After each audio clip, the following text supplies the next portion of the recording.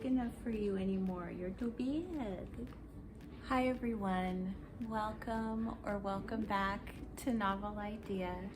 My name is Dia, and today I have a book haul, and it's a rather large book haul because I haven't done a book haul since January, I want to say. There have been a couple of special occasions since then and a vacation as well. And so I have quite a few books. I'll try to do them in some semblance of order and maybe even put some timestamps so that you can skip around if there's a section that you're more interested in than another. My dishwasher is going. However, if I try to stop my dishwasher in the middle of a cycle, it just sits there and beeps at me until I start it again. And so you kind of have to just let it go. Sorry. I'll try to talk a little louder. My voice is still getting better from being sick, but I'll try to talk a little bit louder so that hopefully it doesn't bother you too much. All right, so let's get started. I'm gonna start with the kids' books. So my first one is because of Picture This and talking with Jack from Spreadbook Joy about some of my favorite illustrators for children's books. And she suggested that I look into Shirley Hughes' books. And she just thought that they were very similar in feel and style, and thought they would be something that I would enjoy. So I picked up the first one that I could find in my price range, and that is Abel's Moon.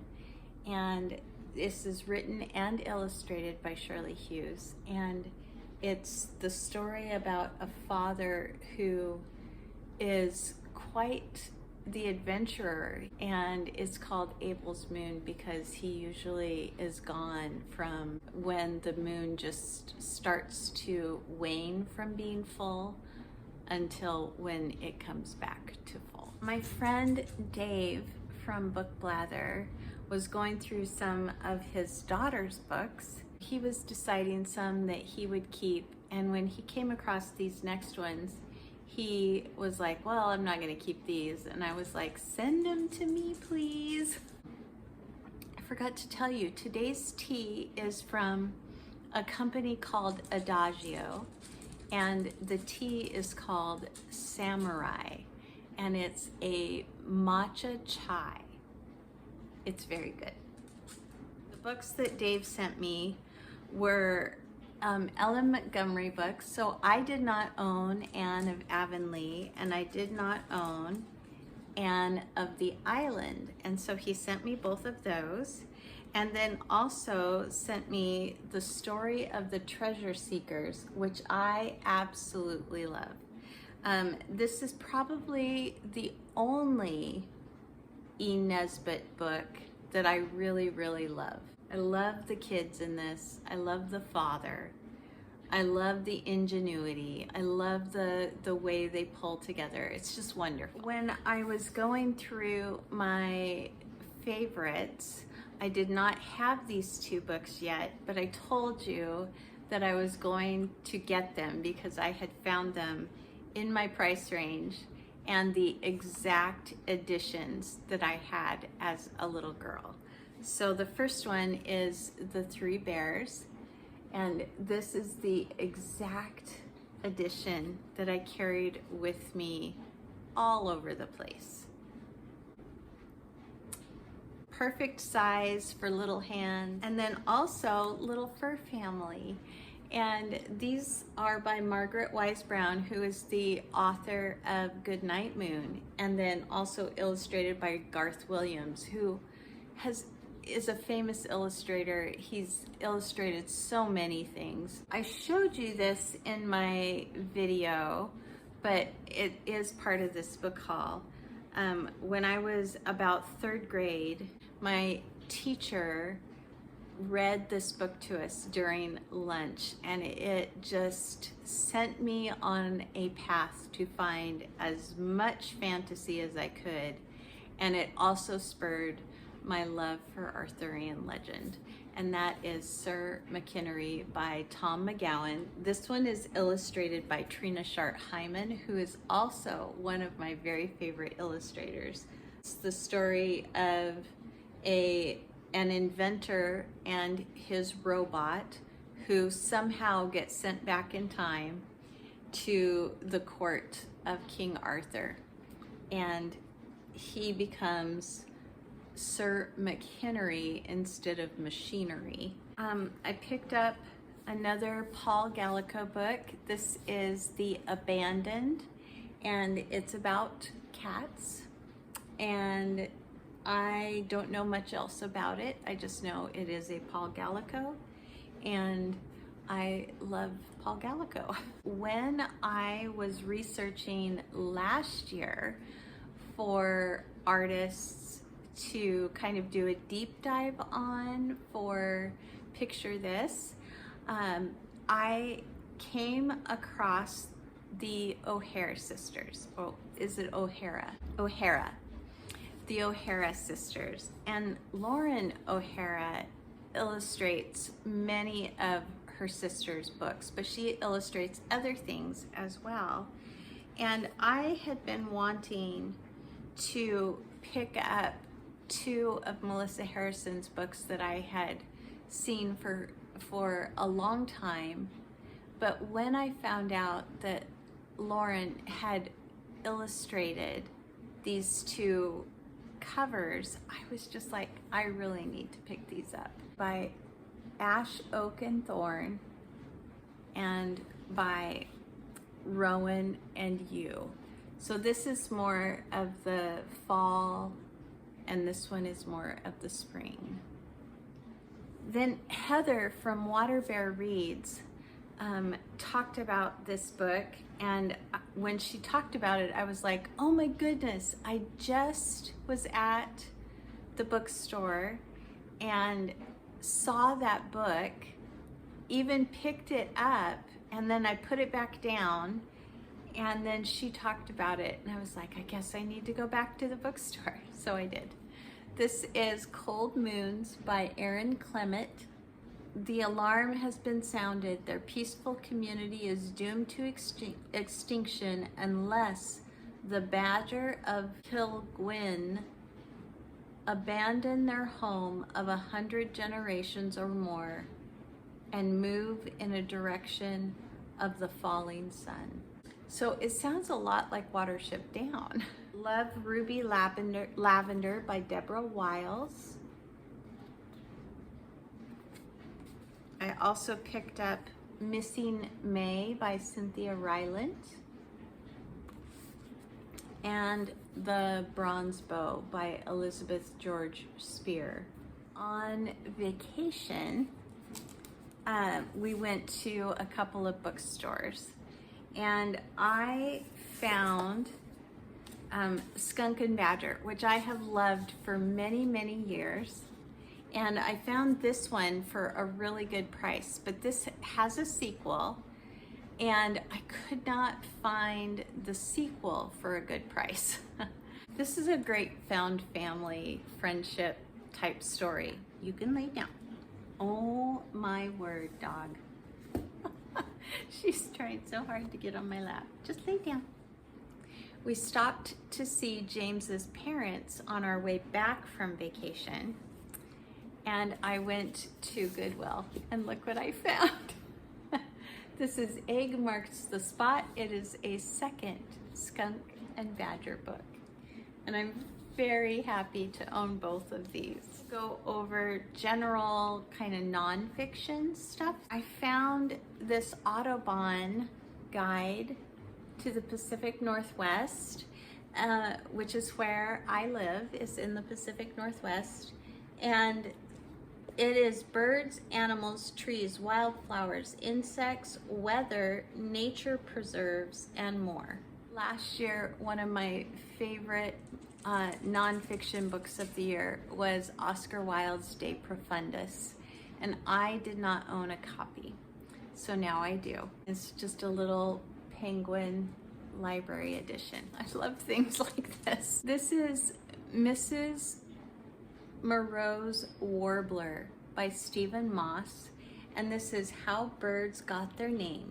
Different names of birds and stories about how those names came about. Picked up A Wood of One's Own by Ruth Pavey. Ruth, who lived in London for so many years and finally got to move outside of London into the countryside and begin gardening in earnest. One of the booktubers that I watch was talking about an essay by Walter Benjamin, the essay that she was talking about, and that's Ruby Granger is the booktuber I'm talking about.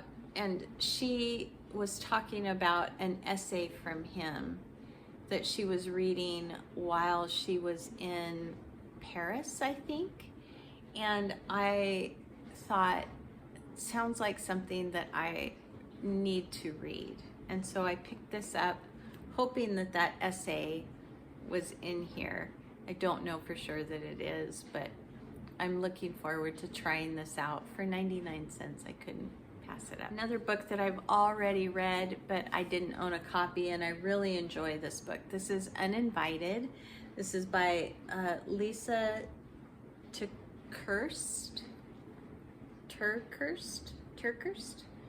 and it's basically about those of us that stand in the margins and that don't necessarily feel invited in, but we can still live knowing that we're loved, and the ways in which she has found to embrace that. And so I just really enjoyed this when I read it, and I felt like it was time to reread it, so I went ahead and grabbed it on Independent Bookstore Day. Another one I've already read. This is Surprised by Joy by C.S. Lewis, his days in coming to Christ. Another C.S. Lewis, and that is The Weight of Glory. This is one I have not read. Addressing some of the most difficult issues we face in our day-to-day lives. The Weight of Glory extols a compassionate vision of Christianity and includes lucid and compelling discussions for forgiveness and faith. Another favorite author, I think I have read excerpts from this, but I don't think I've ever read the whole thing, and it's not that big of a book. This is The Wounded Healer. I have read many of Nouwen's books, and I really like him. Another favorite author, Andrew Murray, and this one is Humility, Being God's Friend, and this is by Charles Spurgeon. Really looking forward to getting to this. We just had some company come stay with us, and he is like family. We never skip a beat when we get back together. We just love him so much. And we went out one day. I was sick the whole time he was here, and only one day I went out with him, and we went to a coffee shop, and it's attached to a bookstore. And so I got to do a little bit of looking around, and I was just about to plant my garden. And so I picked up my gardening journal, a weekly tracker and logbook. And this was mainly just to support the bookstore more than anything else. But I'm looking forward to using it. While he was here, he gave me a gift, and it came in this really cool kind of world box pen set, little feather pen with some different nibs. Can you see them over here? Some different nibs, and the ink stand and some ink and a letter opener. Probably at Christmas time I'll write Christmas cards with it. I have a couple of poetry books, so we'll do poetry next. I picked up the Bronte's poems, and this is selected poems of Charlotte Ann, Emily Ann Branwell. And then Angela, what is Angela's channel name? An Australian booktuber. And she was going through some books on her nightstand, I think.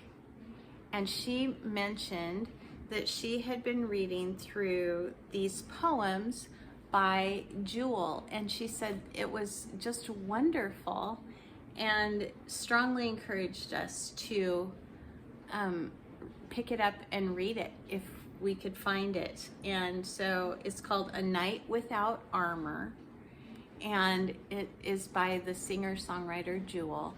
And so I found it, I picked it up, and I'm looking forward to it. Let's do science fiction and fantasy.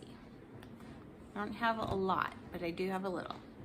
I owned 2 books in a series, and I did not own the middle book, but I found it on Independent Bookstore Day, and that is Lyriel by Garth Nix. I owned a portion.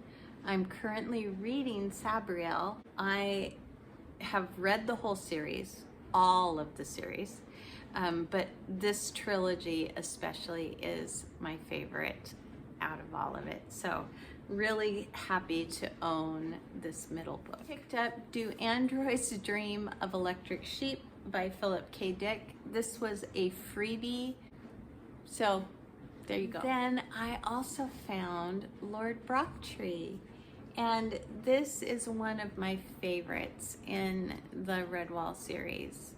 There are 20 plus books in that series, but this was one of my very favorites, and one I did not own. So very happy to own Lord Brocktree. I have just some general kind of fiction. One of my very favorite fiction books is The Elegance of the Hedgehog, and it's by Muriel Barbary. And I found this quite a while ago, called Gourmet Rhapsody, and it looks like it might be set in the same setting as Elegance of a Hedgehog. I don't know though for sure. And so I'm just looking forward to getting to it because I love elegance so much. I hope this doesn't disappoint.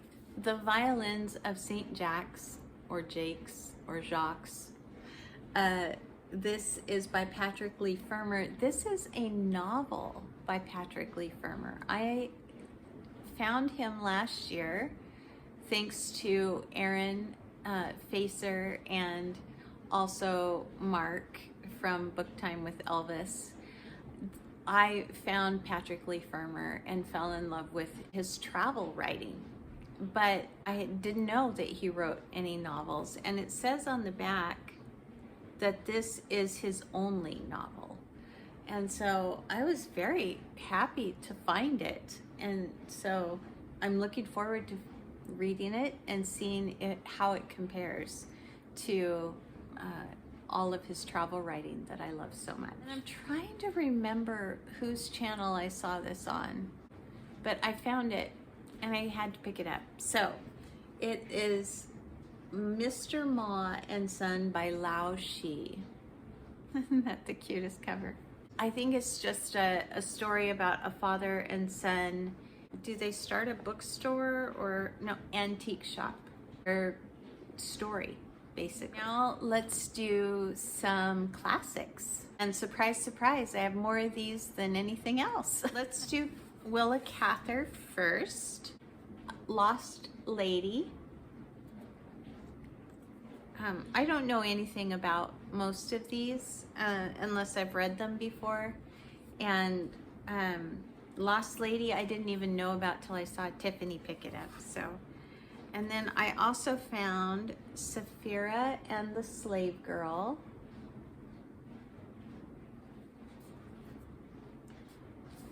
And also found Death Comes for the Archbishop, which I have read before, but it's been a very, very long time. I recently read Evgeny Onegin with Courtney and with Anne. And so when I saw The Captain's Daughter and Other Stories by Alexander Pushkin, I wanted to pick it up because I really actually enjoyed Evgeny Onegin. Looking forward to diving in a little bit more into some Pushkin stories. I heard about this book on Gina Stanier's channel. I really felt like it was something I would love to read, and I couldn't find anything but like a print on demand that was in my price range. So I actually bought one for myself and one for a friend because I thought we could buddy read it together. But it is Mornings at 7 by Eric Malpass, and this is the first book in the Pentecost family series, and I think that they're pretty individual books. They're not like a series where everything is tied together, but they all are about people in the Pentecost family. So this is Mornings at 7. Then I did kind of a silly thing. I saw a book at Independent Bookstore Day. I saw the name of the author and didn't even look to see what it was about or anything like that. I just saw the book and I saw who the author was, and I thought, I'm just gonna get it.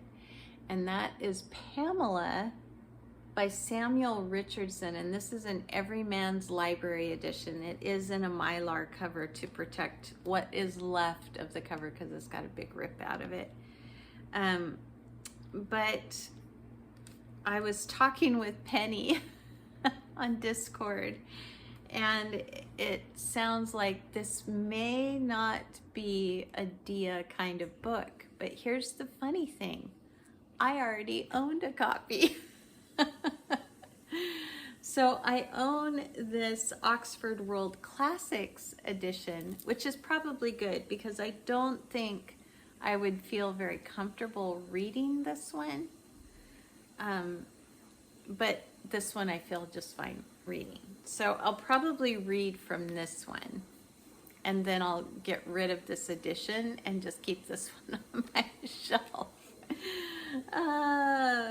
But I'm not sure this is going to be the book for me, but I think it's funny that I have two editions of it. Another one that I've already read, and that is Ben-Hur. This is the Reader's Digest version. It's not abridged. This was first published in 1880, and this edition is from 1992. So I had heard so much about this when I was growing up. I'm surprised I had never read it. I really liked this. Not a perfect book. It has some moments where it kind of drags. Overall, I really, really liked this story. So it's about a Jewish family who are very similar to like Count of Monte Cristo. They're kind of betrayed and sold into slavery kind of thing. And it's basically the story of revenge, finding out that revenge is not necessarily what he hoped for, coming to realization of what's really important, and forgiveness. Also, while on vacation, I found a Gladys Tabor book. I have been on the lookout for more books by her, and this is the first one that I have found. And it's not in great condition, but I do not care. It is letters back and forth between Gladys Tabor and her friend Barbara Webster and their two homesteads. It's set out in months, and so I have read April and I am currently reading May. I'm so blanking on people's channel names. I'm so sorry, you guys. Hannah was talking about Willa Cather and reading more American regional literature. When we read Winesburg, Ohio by Sherwood Anderson together, I decided to look into some other authors that were American regional authors. I had Sarah Orne Jewett on my shelf, and this one is A Country Doctor. It's about a widowed physician, the way he is respected and loved by those that he serves. And I read the back of this. If there's anything else out there by her, I would like to pick it up. And I found Country of the Pointed Firs, and this one happens to be illustrated. So I have two Sarah Orne Jewett books on my shelves and I really need to get to them, and I think someone wants to read at least one of these with me so far, so I'm looking forward to sometime soon getting to those. And then lastly, for classics, I have two that one I have already read, and then the other one I picked up because of a different book that I read. So the one that I have already read is Cyrano de Bergerac, and this is a play by Edmond Rostand. That's right, Edmond Rostand. And I have a very print-on-demand copy of Cyrano, and I loved it last year. It was one of my very favorite stories that I read. I decided I needed a nice copy. I picked this up on Independent Bookstore Day at my bookstore. So the other one is now going off to the bookstore. Lastly, I read Vicar of Wakefield in February with Tiffany and Stephanie, and we just fell in love with Oliver Goldsmith's characters. Come to find out, he was more of a playwright and a poet than he was a novelist. And so I looked for more works by Goldsmith, and I found this leather-bound old copy. There's no copyright date in it. Here, I'll show you the end papers because they're so pretty inscribed in it. So 1897, Christmas 1897 is what the inscription says. So it's got to be from sometime in the 1800s. Poems, essays, and plays by Oliver Goldsmith. Really looking forward to diving into more of his works. Last category. Told you it was going to be long. Last category is cookbooks. So you can be none now if you have no desire to look at cookbooks. Cookbooks for me are just another form of literature. I love to read them cover to cover. I found all of these at Independent Bookstore Day at my used bookstore, and these are all kind of plant-based cooking. I'm vegan. I have been for about 12 years. I wanted to pick up some things that would give me some ideas outside of my normal repertoire. Candace Kumai's Clean Green Eats. Just these beautiful pictures to make it all appealing. And I also picked up Saladish, and this is by Eileen Rosen, and it says a crunchier, grainier, herbier, healthier, heartier, tastier way with vegetables. I'm very excited. Naturally delicious dinners. I also picked up The Heart of the Plate by Molly Katzen, and this one again is vegetarian vegan recipes with illustrations. Heart of the plate. Just a couple more. This one is mostly plants. It's 100 delicious flexitarian recipes. And this is by Michael Pollan and his family.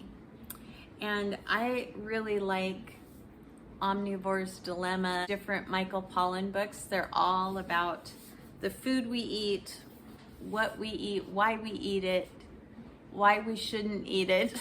So that one. And then lastly, I found Joyful. And this is Jay Shetty's wife. And so Jay Shetty has a podcast that is talking about relationships and our emotional health and all of that kind of thing. And some of the stuff I don't agree with 100%, good, straight shooting kind of knowledge. And he's wonderful. And the way that these two are together is indeed joyful. Just really looking forward to reading it. And I think that there is a square on the bingo board for summer book bingo this year that is joyful. And this might be my book for that. Okay, you guys, that is my book haul. There you go. I would love to know if there's something here that you have read and that you like and that you have enjoyed. And I would also love to know if there's anything here that maybe you would like to buddy read with me. I would love that too. Okay, that is everything. Thank you so much for joining me today. Please like if you liked it, subscribe if you want to, and I'll see you again very soon. Bye.